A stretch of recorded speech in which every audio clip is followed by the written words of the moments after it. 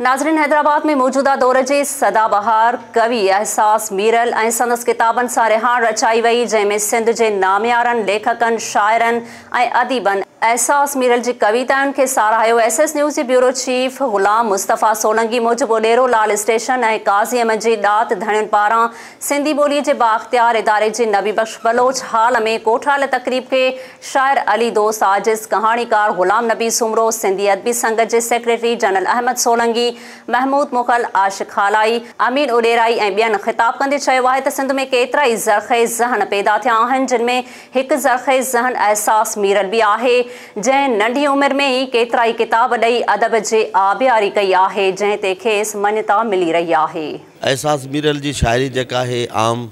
सादी, सलोणी, साफ़ सुथरी ऐं उहा ॻाल्हि आहे, उन में को एॾो वॾो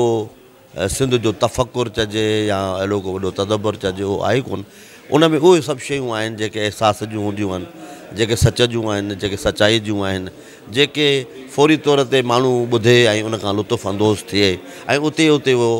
उन मां कुझु पिराए ऐं उन मां कुझु सम्झे। बाक़ी शाइरी जूं मंज़िलूं तमामु वॾियूं आहिनि। ये जेके ॿ नाला आहिनि असां वटि ॾाढा अहम आहिनि, ग़ुलाम नबी सुमरो साहब ऐं अली दोस्त आजिज़ साहब।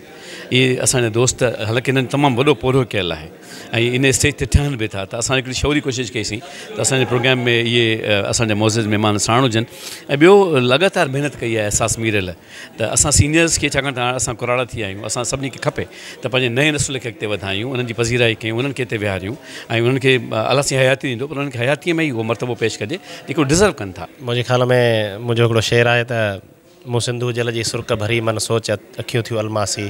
ॿियो मीरल छा एज़ाज़ मिले मां सिंध अमड़ जो रहवासी। ऐं असां हिकिड़ो उडेराल स्टेशन में प्रोग्राम कयो 2016 में, उन में बि असां स्टेज सॼो ख़ाली रखियो हो ऐं उन में सिर्फ़ु हिकिड़ो ई माण्हू सदर हो ऐं ॿिया उहो बि हेठि वेठो ऐं स्टेज ते सिर्फ़ु जेको ईंदे वियो उहो जेको आहे सो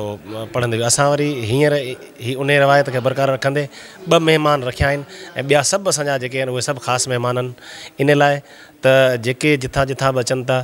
उहो सिंध जे कहिड़े कुंड मां अचे, हैदराबाद मां अचे, मटियारी, टंडोलार, किथां बि अचे, असांजे लाइ मौज़ूज़ आहे, असांजे लाइ सिर जो साईं आहे।